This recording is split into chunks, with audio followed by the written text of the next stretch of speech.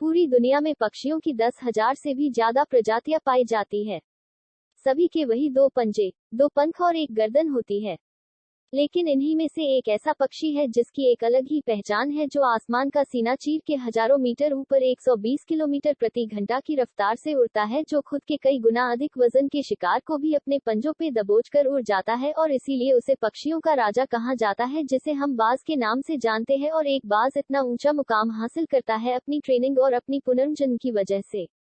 अगर आप भी इस दुनिया में एक मुकाम हासिल करना चाहते हैं तो एक बाज को बाज बनने का पूरा सफर आपको जानना बहुत जरूरी है, क्योंकि 25 से 30 की उम्र तक आने के बाद भी लोगों को रिस्क लेने से डर लगता है। लेकिन एक बाज की जीवन की शुरुआत ही रिस्क से होती है। जिस उम्र में बाकी पक्षियों के बच्चे सिर्फ चींची करना सीखते हैं, उस उम्र में एक मादा बाज अपने बच्चों को पंजों में दबोचकर हजारों मीटर आसमान की ऊंचाइयों में उड़ जाती है। एक पंजा उसे अपने गिरफ्त में लेता है और वापस आसमान में उड़ जाता है। वो पंजा होता है उसकी मां का, जो उसके पीछे उड़ रही थी। उसकी ये ट्रेनिंग तब तक चलती रहती है जब तक वो उड़ना नहीं सीख जाता है।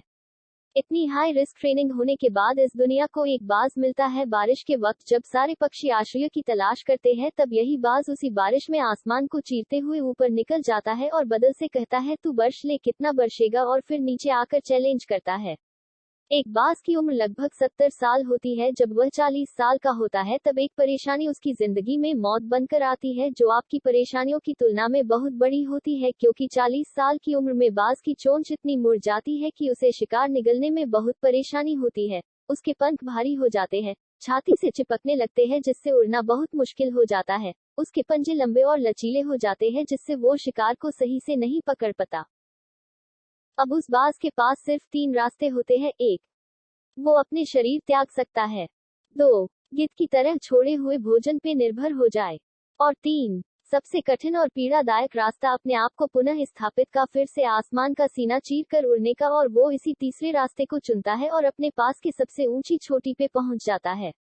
वहां पर अपना घोंसला बनाता है और फिर शुरू होता है परेशानियों को जड़ से उखाड़कर आसमान में उड़ने का सफर। वह अपनी चोंच को एक चट्टान पर मार मार कर तोड़ देता है, लहूलुहान हो जाता है और इंतजार करता है नई चोंच के आने का।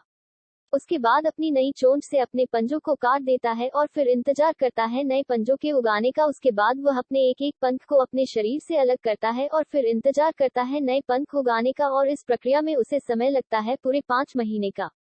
इन 5 महीनों के कड़ी तपस्या से एक बाज का पुनः जन्म होता है। वो फिर से तैयार हो जाता है आसमान का सीना चीर कर उड़ने के लिए। जो 3 रास्ते बाज के पास थे, वही 3 रास्ते आपके पास होते हैं, लेकिन कुछ लोग पहले रास्ते को चुनते हैं और परेशानियों के तले दबकर सुसाइड कर लेते हैं।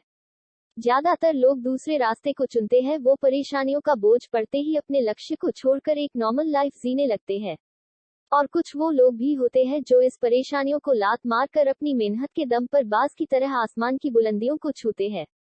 दोस्तों, बाज की यह ट्रेनिंग हमें बहुत बड़ी सीख देती है कि अगर रिस्क लेना पड़े तो लो कि अपने फिल्म में अपने आप को इतना ट्रेन कर लो कि उस फिल्म में आपसे ऊपर उड़ने के बारे में सोचकर लोगों के पसीने छूट जाए, तभी आप अपने फिल्म के बादशाह कहलाओगे।